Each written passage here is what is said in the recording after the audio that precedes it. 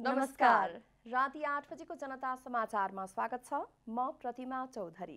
म कावेरी पौडेल। सबैभन्दा पहिले प्रमुख समाचार।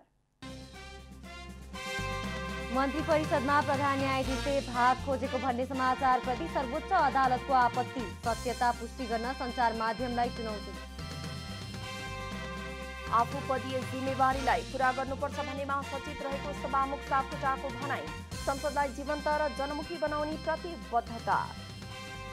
मन्त्री परिषदलाई पूर्णता दिन प्रधानमन्त्री देउवालाई आफ्नै दलका शीर्ष नेताहरूको दबाव। गठबन्धन बीचको विश्वसनीयतामै ह्रास आएको भन्दै असन्तुष्टि व्यक्त। जापानमा नयाँ प्रधानमन्त्रीका रूपमा फुमियो किसिदाद्वारा पदभार ग्रहण। अर्थतन्त्र उकास्ने किसिदालाई मुख्य चुनौती। र साफ च्याम्पियनसिप फुटबलमा भारत र बङ्गलादेश बीचको खेल 1-1 गोलको बराबरीमा रोकियो। बराबरीसँगै बङ्गलादेश शीर्ष स्थानमा।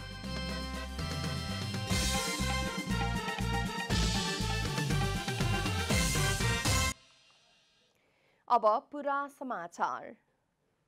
प्रधान न्यायाधीशको कोटाबाट मन्त्री बन्न लागेको भन्दै प्रकाशित समाचारको सत्यता पुष्टि गर्न सर्वोच्च अदालतले सञ्चार माध्यमहरूलाई चुनौती दिएको छ। सोमबार सर्वोच्च प्रशासनले विज्ञप्ति जारी गर्दै समाचारको सत्यता पुष्टि गर्न चुनौती दिएको हो।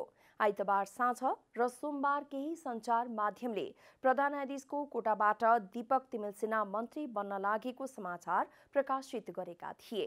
सोही समाचारको खण्डन गर्दै सर्वोच्चले यसप्रति ध्यानाकर्षण भएको र समाचार मिथ्या भएको दावी गरेको छ। सर्वोच्चका प्रवक्ता बाबुराम दाहालद्वारा प्रकाशित विज्ञप्तिमा संविधानतः प्रधानमन्त्रीको सिफारिसमा हुने मन्त्री परिषदको गठन एवं विस्तारको विषयमा प्रधान न्यायाधीशलाई असान्दर्भिक रूपमा जोडेर अतिरञ्जित एवं भ्रामक समाचार प्रकाशन हुनु अत्यन्तै दुःखद र खेदजन्य विषय भएको उल्लेख गरिएको छ। प्रधान न्यायाधीशले मन्त्रीको सिफारिस गरेको समाचार र हल्लाको विषय बाहिर आएपछि सोमबार बिहानै सर्वोच्च अदालत बार एसोसिएसनका पदाधिकारीले प्रधान न्यायाधीशलाई भेटी विषय स्पष्ट गर्न आग्रह गरेका थिए। राष्ट्रपति विद्यादेवी भण्डारीले गुणस्तरीय स्वास्थ्य सेवामा आम नागरिकको सहज पहुँच अपरिहार्य रहेको बताउनु भएको छ। सोमबार बीपी कोइराला स्मृति क्यान्सर अस्पताल भरतपुरमा सेवा गर्न आएका चिनिया डाक्टरहरूको टोलीलाई विदाई सम्बोधन गर्नुहुँदै राष्ट्रपति भण्डारीले नेपाल जस्तो विकासशील राष्ट्रमा स्रोत साधन तथा सक्षम जनशक्ति प्राप्त गरी क्यान्सर बिरामीका लागि समर्पित गराउनु अझै पनि चुनौतीको विषय भएको भन्दै गुणस्तरीय स्वास्थ्य सेवामा आम नागरिकको सहज पहुँच हुनुपर्ने बताउनुभयो। राष्ट्रपति भण्डारीले बीपी कोइराला मेमोरियल क्यान्सर अस्पताललाई राष्ट्रिय क्यान्सर प्रतिष्ठानको रूपमा विकास गर्ने अस्पतालको लक्ष्यप्रति खुसी पनि व्यक्त गर्नुभयो।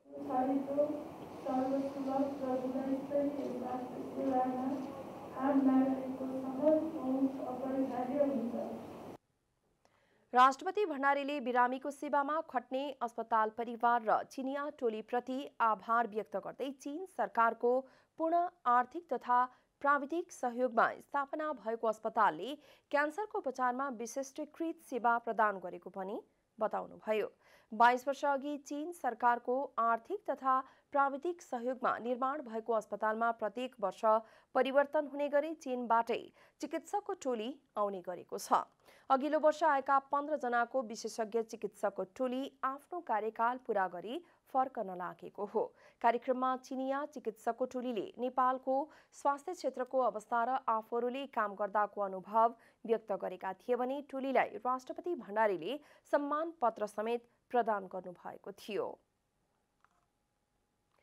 सभामुख अग्नि प्रसाद सापकोटाले आफू पदीय जिम्मेवारीलाई पूरा गर्नुपर्छ भन्नेमा सचेत रहेको बताउनु भएको छ। प्रमुख प्रतिपक्षी दल नेकपा एमाले पदीय जिम्मेवारी पूरा गर्न नसकेको भन्दै संसद अवरुद्ध पारिरहेका बेला सभामुख सापकोटाले सो भनाई बाहिर आएको हो। संघीय संसद सचिवालय कर्मचारी युनियनले विजया दशमी, दीपावली, नेपाल सम्वत र छठ पर्वको अवसर पारेर सोमबार सिंहदरबारमा आयोजना गरेको एक कार्यक्रममा वहाँले इतिहासले आफूलाई संघीय संसदको नेतृत्व गर्ने अवसर प्रदान गरेको उल्लेख गर्दै सो पदलाई न्याय गर्नुपर्छ भनेर दिलभित्रैबाट प्रण गरिरहेको बताउनुभयो। सभामुख सापकोटाले संसदलाई जीवन्त र जनमुखी बनाउने प्रतिबद्धता समेत दोहोर्याउनुभयो। हाम्रो युनियनले पनि त्यतातिर चाहिँ पहल गरिरहेको छ, जोड गरिरहेको छ, प्रयत्न गरिरहेको छ र हामी सचिवालयको तर्फबाट पनि त्यो गरिरहेका छौँ। अहिले मलाई इतिहासले सङ्घीय संसदको नेतृत्वमा प्रतिनिधि सभाको सभामुखमा गएर राखेको छ। म यो पदको लागि न्याय गर्नुपर्छ भन्ने कुरामा भित्रैदेखि म चाहिँ प्रण गरिरहेको छु। सभामुख सापकोटाले गुणस्तरीय कानुन बनाउने र त्यसको कार्यान्वयन भए नभएको अनुगमन गर्ने कामलाई पनि आफूले दृढताका साथ अगाडि बढाइरहेको दावी गर्नुभयो।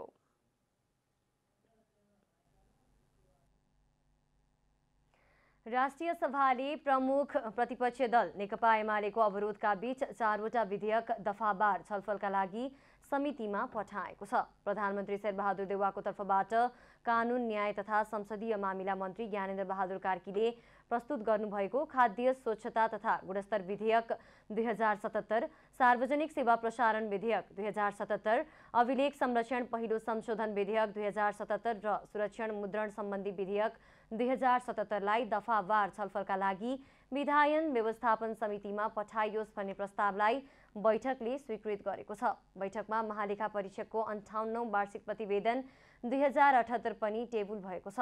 आजको बैठकमा राष्ट्रिय सभा सदस्य पार्वती रावलले सरकार गैर कानुनी रूपमा चलेको, प्रमुख प्रतिपक्ष दलसँग संवाद गर्न नचाहेको तथा सभामुखको व्यवहार गैर संवैधानिक र दलीय स्वार्थमा केन्द्रित भएको कारण एमालेको विरोध जारी रहने बताउनुभयो। यस्तो फरक र गलत व्यवहार नसचिएसम्म हाम्रो विरोध जारी रहेको कुरा पनि म जानकारी गराउँछु। सम्मान्य अध्यक्ष महोदय, यही अवस्थामा हाम्रो दलको विरोध जारी रहेको कुरा म जानकारी गराउन चाहन्छु। यस्तै बैठकमा बोल्दै सांसद डाक्टर खिमलाल देवकोटाले 1 महिनादेखि संसदमा एमालेको अवरोधका कारण बोल्न नपाएको भन्दै सांसदहरूको मानवाधिकार हनन भएको बताउनुभयो। सभामुखप्रति अपमानजनक र आपत्तिजनक शब्दहरू प्रयोग हुने गरेको भन्दै उहाँले नियमापत्ति जनाउनुभयो। 21ले सांसदहरूलाई सम्मानीय सभामुख र अध्यक्षप्रति यस्ता शब्दहरू प्रयोग गर्न बन्देज लगाइएको छ। सभामुखलाई नेताको आदेश पालक, तल्लो दर्जाको कार्यकर्ता जस्ता अमर्यादित शब्दहरू प्रयोग भएका छन्। म यसको घोर भर्त्सना गर्छु। सांसद देवकोटाले अदालतमा विचाराधीन विषयमा संविधान र कानुनको अपमान हुने गरी प्रतिनिधि सभा र राष्ट्रिय सभामा कार्यहरू भइरहेको भन्दै त्यसको भत्सना गर्नुभयो। राष्ट्रिय सभाको अर्को बैठक असोज 24 गते आइतबार दिउँसो 2 बजे बस्नेछ। नेपाली कांग्रेसका सभापति एवं प्रधानमन्त्री शेरबहादुर देउवाको गृह जिल्ला डडेलधुरामा कांग्रेसको विवाद पेचिलो बन्दै गएको छ। सभापति देउवाले आफू खुसी लोकतन्त्रको उपहास गरेको भन्दै संस्थापन इतर पक्षका नेताहरूले जिल्लामै पुगेर दबाव सृजना गरेका छन्। नेपाली कांग्रेसका केन्द्रीय सदस्य अर्जुन नरसिंह केसीले सरकार गठन भएको ढिलाइले मुलुक अनिर्णयको बन्दी बन्दै गएको बताउनु भएको छ। डडेलधुरामा सोमबार बिहान भएको पत्रकार सम्मेलनमा उहाँले 83 दिनसम्म मन्त्रीमण्डलले पूर्णता नपाउनु लज्जास्पद भएको टिप्पणी गर्नुभयो। संसद नबसेको स्थिति र जुन अत्यावश्यक चाहिँ राष्ट्र, राष्ट्रियता र जनताको सर्वोच्च हितको निम्ति तत्काल ल्याउनु पर्यो भने अर्डिनेन्स अथवा यो ल्याइन्छ। भइरा संसद थगित गरेर भोलिपल्ट अर्डिनेन्स ल्याउने कुरा अलोकतान्त्रिक। त्यो ओलीजीले गरे पनि अलोकतान्त्रिक, अहिले हाम्रै सरकारले गरे पनि अलोकतान्त्रिक। एक फरक प्रसङ्गमा नेता केसीले आफूहरू कसैको विरुद्धमा नभई विधि र विधानको पक्षमा उभिएको दावी गर्नुभयो। प्रधानमन्त्री शेरबहादुर देउवा पक्षलाई कमजोर बनाउन डडेलधुरा आएको नभई विधि, सिद्धान्त, पद्धति, विचार तथा कांग्रेसको आन्तरिक लोकतन्त्र बलियो कसरी पार्न सकिन्छ भन्नेमा पैरवी गर्न आएको प्रश्न पार्नुभयो। यो डडेलधुराका साथीहरू विधिविहीनताको विरुद्धमा तपाईहरुले जो सङ्घर्ष गर्नुभएको त्यो विधिविहीनताको विरुद्ध गरेको सङ्घर्ष हामी व्यक्तिगत कसैको पक्ष विपक्ष होइन, त्यो तपाईँहरूलाई फेरि पनि पर्छ। तर विधिविहीनताको चाहिँ विपक्षमा हो त्यो सङ्घर्ष तपाईँहरूले जो गरिराख्नु भएको त्यसको साथमा हामी छौँ र हाम्रो एकबद्धता सँगसँगै। प्रेस युनियन डडेलधुरा शाखाले आयोजना गरेको पत्रकार सम्मेलनमा नेपाली कांग्रेसका केन्द्रीय सदस्य शेखर कोइरालाले कांग्रेसमा आन्तरिक लोकतन्त्र नेतृत्वकर्ताबाटै धरापमा परेको दावी गर्नुभयो। नेपाली कांग्रेसको इतिहासमा आजसम्म कुनै पनि ठाउँमा पुलिस प्रशासन लगाएर अधिवेशन गरिएको छैन। यो यसपटक मात्रै हो। र दुःख लाग्दो कुरा के हो भने प्रधानमन्त्रीजीकै जिल्ला, सभापतिजीको जिल्लामै हुनु चाहिने योभन्दा दुःखद घटना केही पनि हुन सक्दैन। देउवा पक्षले जिल्ला सभापति कर्ण मल्ल पक्षका 400 भन्दा बढी क्रियाशील सदस्य काटेर समायोजनका नाममा 312 जना थप गरेपछि काङ्ग्रेस डडेलधुरामा विवाद चुलिएको हो। विवादकै बीच देउवा पक्षले वडा र पालिका अधिवेशनहरू सम्पन्न गरिसकेको छ। डडेलधुराबाट ललित बोहराको रिपोर्ट। सत्तारूढ दल नेपाली काङ्ग्रेसका शीर्ष तहका नेताहरूले नै मन्त्री परिषदलाई तत्काल पूर्णता दिन प्रधानमन्त्री शेरबहादुर देउवालाई दबाब दिन सुरु गरेका छन्। काङ्ग्रेस उपसभापति विमलेन्द्र निधि, महामन्त्री डाक्टर शशाङ्क कोइराला र नेता प्रकाशमान सिंहले पार्टी सरकार र सत्तारूढ गठबन्धन बीचको विश्वसनीयतामै ह्रास आएको निष्कर्ष निकाल्दै तत्काल मन्त्री परिषदलाई पूर्णता दिन पार्टी सभापति समेत रहनुभएका प्रधानमन्त्री देउवालाई दबाब दिनुभएको थियो। उपसभापति निधिको नयाँ बानेश्वर स्थित निवासमा सोमबार बसेको 3 नेताहरूको बैठकले सत्तारूढ गठबन्धन दलका नेताहरूलाई पनि विभिन्न कारण देखाएर मन्त्री परिषदलाई पूर्णता दिने काममा ढिलाइ नगर्न सचेत गराउनु भएको छ। 83 दिन भइसक्यो सरकार गठन भएको, गठबन्धनको सरकार गठन भएको। हाम्रै पार्टीको नेता शेरबहादुर देउवाजीको नेतृत्वमा त्यहाँ सरकार छ, तर अहिलेसम्म मन्त्रीमण्डलले पूर्णता प्राप्त गर्न सकेको छैन। यो ज्यादै ढिलो हो। यति ढिलो हुनु हुँदैन र हामीले चिन्ता व्यक्त गरेका छौँ, हामीले दुःख व्यक्त गरेका छौँ र हामी आशा गर्दछौँ कि अब छिटोभन्दा छिटो यो मन्त्रीमण्डलले पूर्णता पाओस्। नेताहरूबीच 14औं महाधिवेशनमा पार्टी पदाधिकारीहरूमा साझा उम्मेदवारी दिने विषयमा पनि छलफल सुरु भएको छ। त्यसैगरी बैठकले क्रियाशील सदस्यता सम्बन्धी बाँकी 4 जिल्लाको विवाद छिटो टुङ्गो लगाएर पार्टीको वडा अधिवेशन, पालिका अधिवेशन र जिल्ला अधिवेशन समयमै सक्न पनि पार्टी सभापति शेरबहादुर देउवासँग माग गरेको छ। हामीले उम्मेदवारी दिने जुन कुरा छ, नेतृत्वको पदाधिकारीहरूको उम्मेदवारी दिने, त्यसको बारेमा साझा धारणा बनाउने, साझा उम्मेदवारी दिने बारेमा पनि हामी छलफल गरौँ। बडो सकारात्मक हाम्रो छलफल भएको छ र यो छलफल आगामी दिनहरूमा पनि हामी जारी राख्नेछौँ। उपसभापति निधिले पार्टीको आसन्न 14औं महाधिवेशनमा पार्टी सभापतिमा उम्मेदवारी दिने घोषणा गरिसक्नु भएको छ भने महामन्त्री कोइराला र नेता सिंहले पनि सभापति बन्ने आकांक्षा राख्नु भएको छ। नेकपा एमालेको समग्रमा विधान महाधिवेशन ओलीमय रह्यो। केही पूरा हुन नसकेका मुद्दा टिपोट मात्र भए तर सम्बोधन भएनन्। कार्यक्रममा ओलीले राष्ट्रियदेखि अन्तर्राष्ट्रिय राजनीतिको समीक्षा गरे। नेकपा एमालेका अध्यक्ष केपी शर्मा ओलीले प्रतिपक्षी दलको आलोचना गर्नुभएको छ। उहाँले यो सरकारले वैशाखसम्ममा कुनै पनि हालतमा मेलम्चीको पानी ल्याउन नसक्ने ठोकुवा नै गर्नुभयो। 3 महिनासम्ममा मन्त्री परिषद विस्तार गर्न नसक्नेले समृद्धि ल्याउन नसक्ने उहाँको तर्क थियो। उहाँले सत्तासीन दलले दक्षिणसँग बोल्न त के, दक्षिणतिर फर्किएर बोल्न समेत नसक्ने तर्क गर्नुभयो। छानबिन समिति बनाउँछ, त्यसले भन्छ यस्तो दुर्घटना भएकै हो, यसरी चुइन काटिएकै हो। त्यो लुकाउन उनलाई आयतमा हुन्छ। त्यो रिपोर्ट लुकाउन दक्षिणतिर फर्किएर बोल्न पनि सक्दैन। उही उनीहरूसँगै भन्ने त कुरा छोड्दैन, दक्षिणतिर फर्किएर बोल्न पनि सक्दैन। त्यस्तै उहाँले बढ्दो अन्तर्राष्ट्रिय नजरहरूका बीचमा अन्तर्राष्ट्रिय सम्बन्धको बारेमा समेत टिप्पणी गर्नुभएको छ। उहाँले चीनले ऐतिहासिक रूपमा 40 वर्षमा गरिबी निवारण गरेको बताउँदै अमानवीय रूपमा नाकाबन्दी गरिएको भन्दै पुरानो दृष्टान्त समेत बताएर भारतप्रति कटाक्ष गर्नुभयो। भारतसँग नेपाल लगायत विभिन्न छिमेकी मुलुकका कतिपय विवादित विषय अझै समाधान हुन सकिरहेका छैन। चिनिया विशेषता सहितको समाजवाद निर्माणमा चीनले हासिल गरेको प्रगति अभूतपूर्व रहेको छ। ओलीले महाधिवेशनमा आफ्नो देवत्वकरण गरिएको भन्नेलाई समेत जवाफ दिनुभयो। पार्टीमा लिडर नभए रानो बिनाको मौरीको गोला जस्तै फताकफुतुक हुने उहाँको तर्क थियो। बक्सिङमा समेत 1-2 मुक्का खाएपछि फर्किने हिम्मत आउने बताउँदै पार्टीमा समेत अहिले त्यही अवस्था भएको बताउनुभयो। हामी कसैलाई देवता मान्दैनौँ, देवत्वकरण गर्दैनौँ, तर लिडरसिप हुन्छ। लिडरसिपका वरिपरि पार्टी एकत्रित हुन्छ, आन्दोलन एकत्रित हुन्छ। त्यो स्वाभाविक जुन दिन रानो हुँदैन मौरीको गोलो समाप्त हुन्छ। नेकपा एमालेको महाधिवेशन आगामी वैशाखसम्ममा गरे हुने छुट हुँदाहुँदै 70 वर्षे उमेर हदको प्रावधानले ओलीलाई अध्यक्षमा दोहोरिन छेक्ने भएकाले त्यसलाई मङ्सिरमा नै ल्याइएको छ। त्यस्तै एउटै पदमा 2 कार्यकालका लागि भन्दा बढी पटक उम्मेद्वार दिन नपाइने भएकाले महासचिव ईश्वर पोखरेललाई व्यवस्थापन गर्न वरिष्ठ उपाध्यक्षको पद सिर्जना गरिएको छ। यसभन्दा अघि पार्टीको नियमावलीले कमिटीमा रहने पदाधिकारी टुङ्ग्याउने गरेकोमा अहिले भने विधान महाधिवेशनले नै त्यसलाई टुङ्गाएको छ। संसद विघटनलाई गलत भनेर नस्वीकारेकामा असहमति राखेका घनश्याम भुसालले अध्यक्षको प्रतिवेदनमाथि कुनै लिखित असहमति राख्नु भएन, जसले गर्दा विधान महाधिवेशनबाट प्रतिवेदनहरू सर्वसम्मत भएको बताइएको छ। विधान महाधिवेशनमा सबैभन्दा पेचिलो रूपमा प्रत्यक्ष निर्वाचित प्रधानमन्त्रीको पक्षमा वकालत भयो।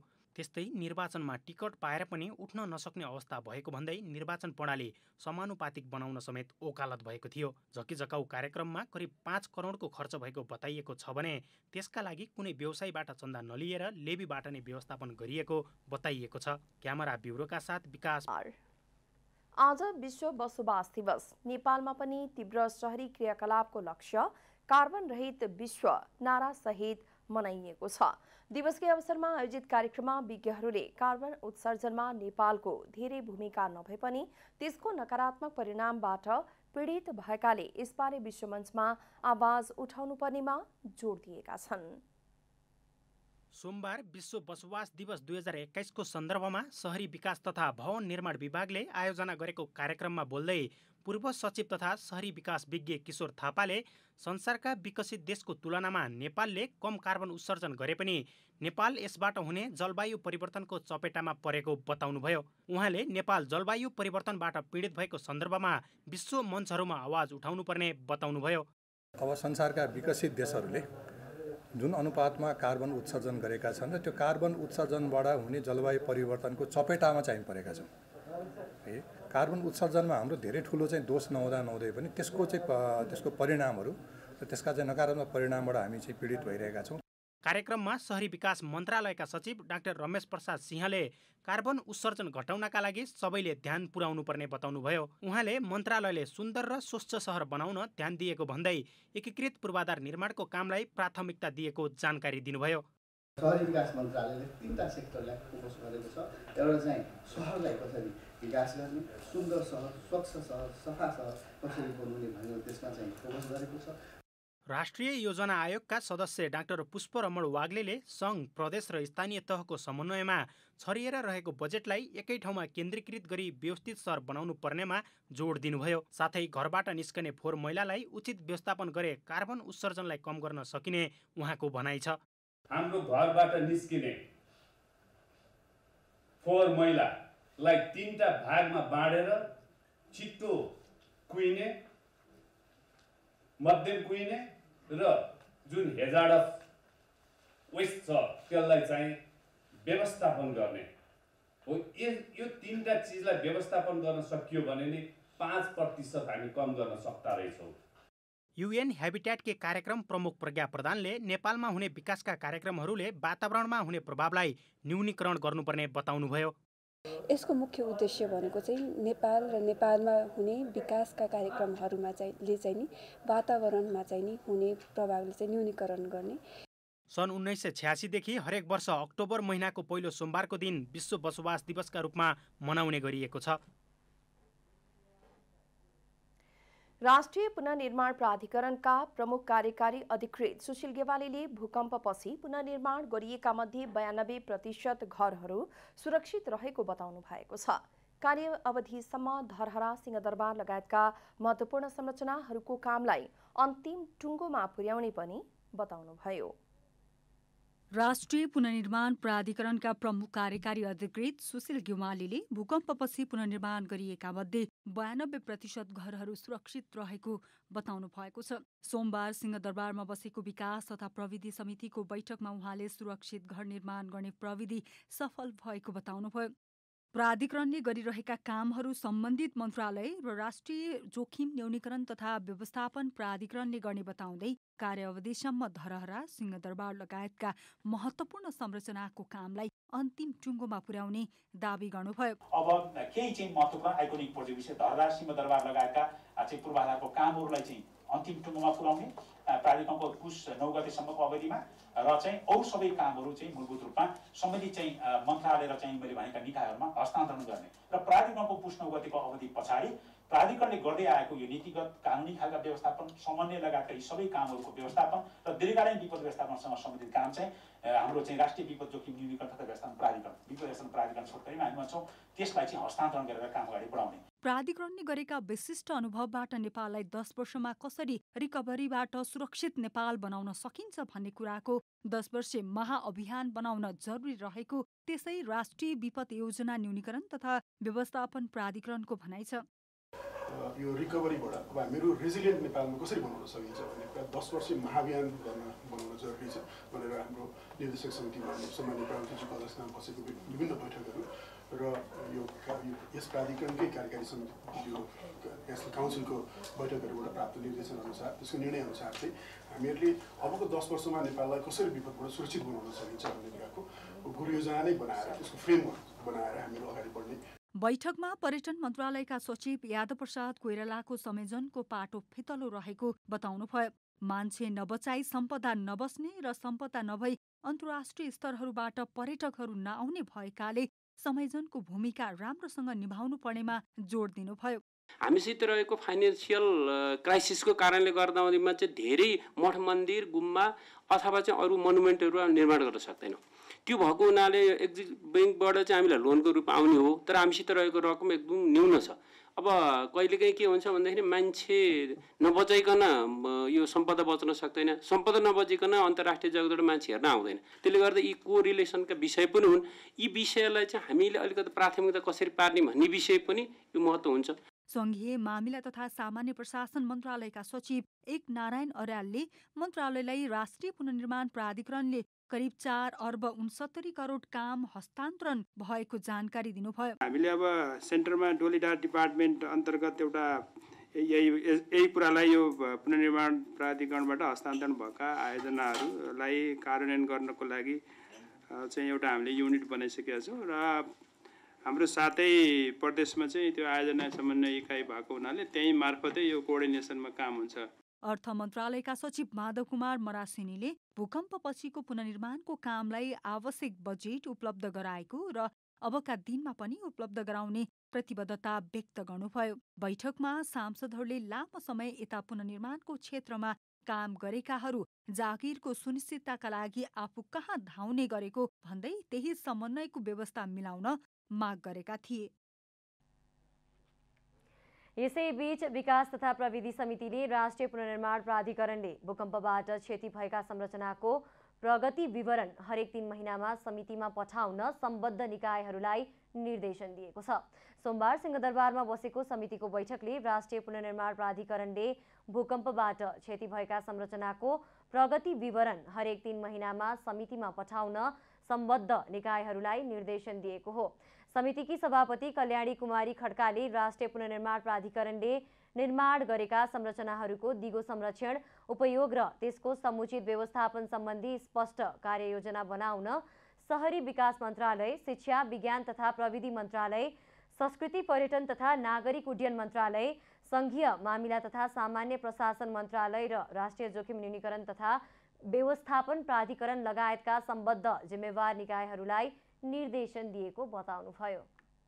त्यसको जिम्मेवारी नेपाल सरकारका विभिन्न मन्त्रालय तथा निकायहरूमा हालै हस्तान्तरण भएको सन्दर्भमा ती संरचनाहरूको दिगो संरक्षण, उपयोग र त्यसको समुचित व्यवस्थापन सम्बन्धी स्पष्ट कार्ययोजना बनाई कार्यान्वयन गर्न र त्यसको प्रगति विवरण प्रत्येक 3 महिनामा समितिमा पठाउने व्यवस्था मिलाउन समिति नेपाल सरकार, शहरी विकास मन्त्रालय, शिक्षा, विज्ञान तथा प्रविधि मन्त्रालय र राष्ट्रिय विपद जोखिम न्यूनीकरण तथा व्यवस्थापन प्राधिकरण लगायतका सम्बद्ध जिम्मेवार निकायहरूलाई निर्देश गर्दछ।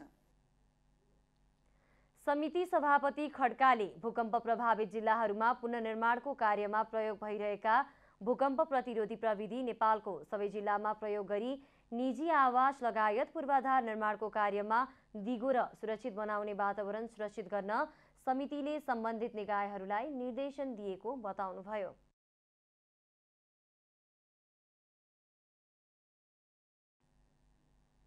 अब आर्थिक समाचार। आर्थिक समाचारका साथमा उल्लास भए अरू किन खोज्ने?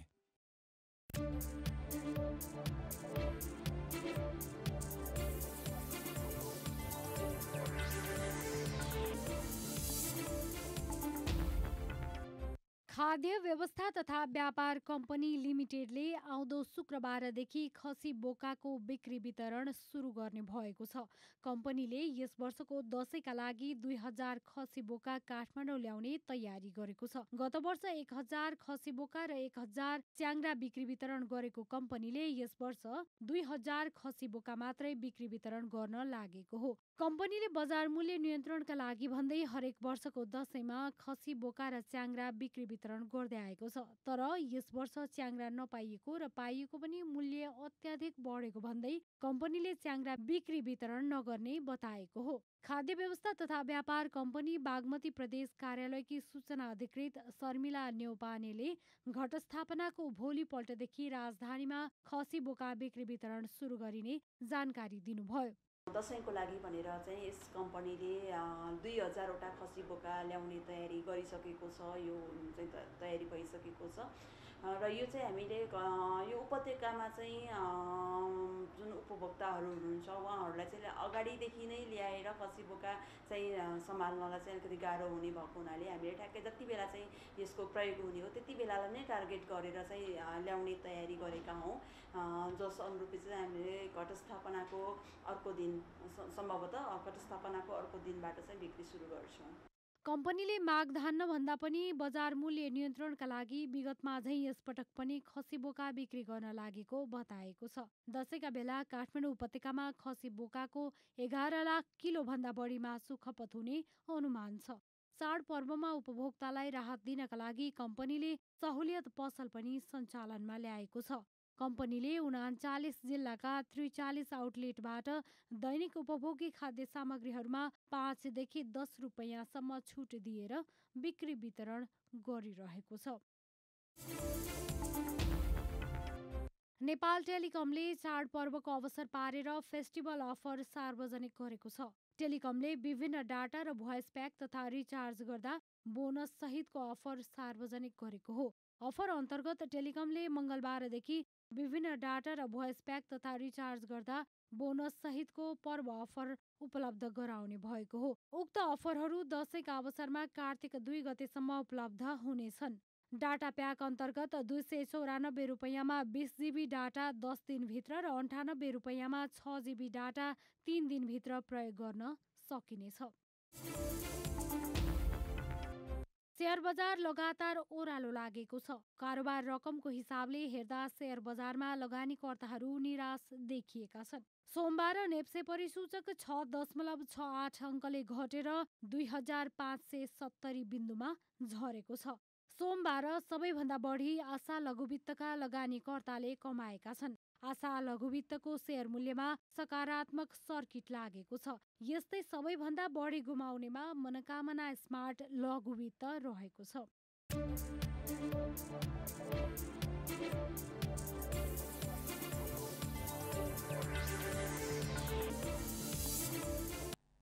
अब खेलकुद समाचार।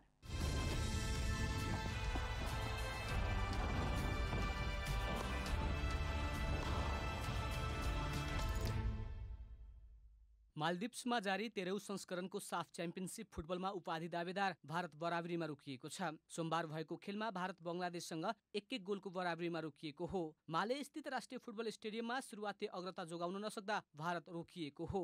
खेलको 26औं मिनेटमा सुनिल छेत्रीले गोल गर्दै भारतलाई सुरुवाती अग्रता दिलाएका थिए। तर खेलको 74औं मिनेटमा यसिन आराफातले गोल गर्दै बङ्गलादेशलाई हारबाट जोगाए। यस्तै खेलको 54औं मिनेटमा डिफेन्डर विश्वनाथ घोषले रातो कार्ड पाएपछि बङ्गलादेश 10 खेलाडीमा सीमित भएको थियो। बराबरीसँगै 2 खेलमा 4 अङ्क जोड्दै बङ्गलादेश शीर्ष स्थानमा रहेको छ। बङ्गलादेशले पहिलो खेलमा श्रीलङ्कालाई हराएको थियो। भारत भने बराबरीबाट प्रतियोगिताको सुरुवात गरेको छ।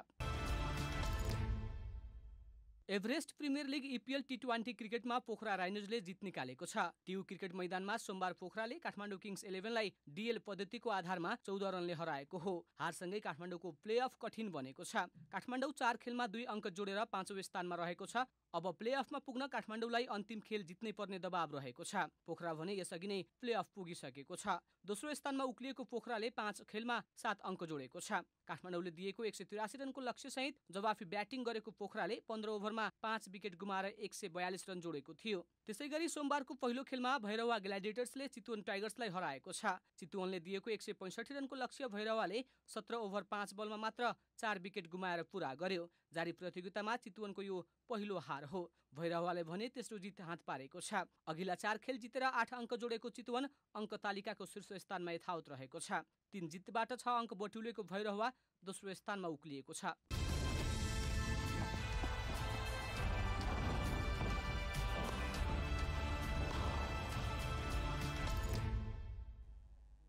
अब मौसम समाचार।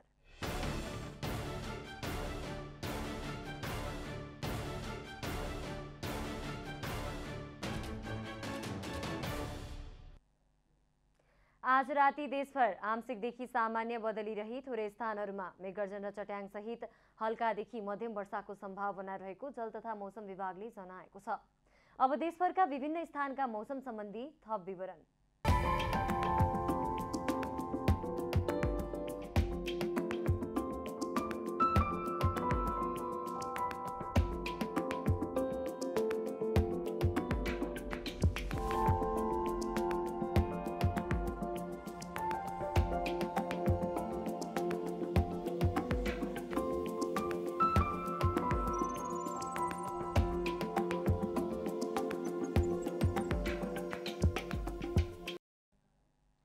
अन्त्यमा आजको डायरी। प्रधान न्यायाधीशको कोटाबाट मन्त्री बन्न लागेको भन्दै प्रकाशित समाचारको सत्यता पुष्टि गर्न सर्वोच्च अदालतले सञ्चार माध्यमलाई चुनौती दिएको छ। आज सर्वोच्च प्रशासनले विज्ञप्ति जारी गर्दै समाचारको सत्यता पुष्टि गर्न चुनौती दिएको हो। केही सञ्चार माध्यमले प्रधान न्यायाधीशको कोटाबाट दीपक तिमिल सिन्हा मन्त्री बन्न लागेको समाचार प्रकाशित गरेका थिए। सोही समाचारको खण्डन गर्दै सर्वोच्चले यसप्रति ध्यानाकर्षण भएको र समाचार मिथ्या भएको दावी गरेको छ। सभामुख अग्नि प्रसाद सापकोटाले आफू पदीय जिम्मेवारीलाई पूरा गर्नुपर्छ भन्नेमा सचेत रहेको बताउनु भएको छ। प्रमुख प्रतिपक्षी दल नेकपा एमाले पदीय जिम्मेवारी पूरा गर्न नसकेको भन्दै संसद अवरुद्ध पारिरहेका बेला सभामुख सापकोटाको सो भनाई बाहिर आएको हो। सभामुख सापकोटाले संसदलाई जीवन्त र जनमुखी बनाउने प्रतिबद्धता समेत दोहोर्याउनुभयो। सत्तारूढ दल नेपाली कांग्रेसका शीर्ष तहका नेताहरूले नै मन्त्री परिषदलाई तत्काल पूर्णता दिन प्रधानमन्त्री शेरबहादुर देउवालाई दबाव दिन सुरु गरेका छन्। कांग्रेस उपसभापति विमलेन्द्र निधि, महामन्त्री डाक्टर शशाङ्क कोइराला र नेता प्रकाश मानसिंहले पार्टी सरकार र सत्तारूढ गठबन्धन बीचको विश्वसनीयतामै ह्रास आएको निष्कर्ष निकाल्दै तत्काल मन्त्री परिषदलाई पूर्णता दिन पार्टी सभापति समेत रहनुभएका प्रधानमन्त्री देउवालाई दबाव दिनुभएको हो।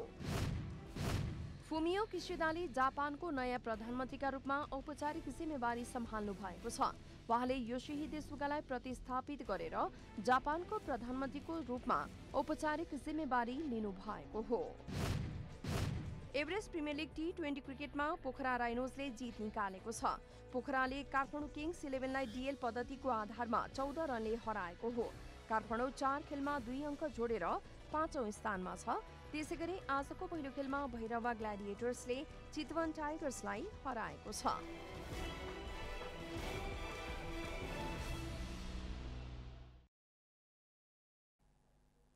जनता समाचार अहिलेलाई यति नै। जनताद्वारा जनताका लागि प्रसारित जनता टेलिभिजन हेरिरहनुहोला। नमस्कार।